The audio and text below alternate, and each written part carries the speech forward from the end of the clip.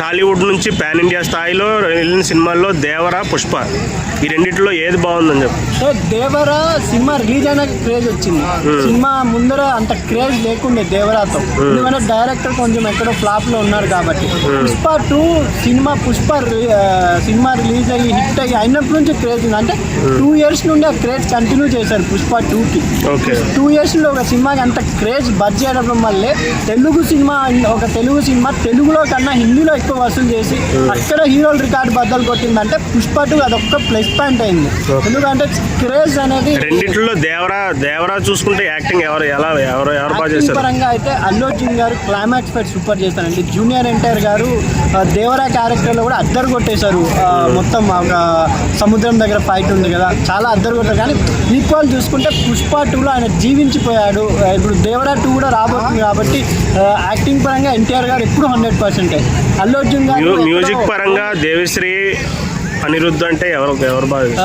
దేవిశ్రీ ప్రసాద్ అండి. దేవిశ్రీ పుష్ప 2కి ఆయనే ప్రాణం. ఇంకోటి ఏంటంటే మనము యాక్టింగ్ అంటే ఎన్టీఆర్ గారు 100% జెన్యున్ గా ఎన్టీఆర్ గారి పేరు చెప్తాం.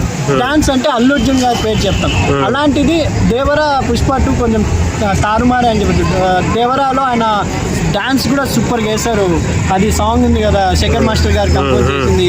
ఆ సాంగ్ సూపర్ గా డాన్స్ చేస్తారు. ఇక్కడ అల్లు అర్జున్ గారు ఏంటంటే యాక్షన్ ఫస్ట్ టైం యాక్టింగ్ అనేది ఆయనలో మనం చూసాం. పుష్ప 2కి క్లైమాక్స్ ఫైట్ తోనే చాలు అల్లు అర్జున్ గారు జీవించేశారు రా బాబు అని చెప్పి బయటికి రావడం జరిగింది. అందరూ లాస్ట్ లో క్లైమాక్స్ కూడా సెంటిమెంట్ తో ముగించారు కదా, ఫ్యామిలీ అందరు కలిసి. అది చాలా బాగా సెంటిమెంట్ కూడా ఫస్ట్ టైం పండించారని అనిపిస్తుంది. అంటే జూలై ఇవన్నీ 3 మార్క్ ఉండడం, సన్ ఆఫ్ సత్యమూర్తి కూడా ఉన్నా కూడా విజువల్స్ పరంగా చూస్తే దేవరా వర్సెస్ పుష్ప అంటే ఏది బాగా? విజువల్ పరంగా పుష్ప 2 కొంచెం బాగా నచ్చిందండి. దేవరా ఒకటే సముద్రం అంతా ఉండడం వల్ల పుష్ప 2లో ఎలివేషన్ షాట్స్ కానీ అమ్మవారి జాతర సీన్ అది లేకపోతే పుష్ప 2 సినిమా కూడా పోయేది. ఆ జాతర సీన్ ఎలివేషన్స్, ఆ ఫైట్, ఆ డ్యాన్స్ హైలైట్ కావడం వల్లే సినిమా ఇప్పుడు ఇంత క్రేజ్ వచ్చింది.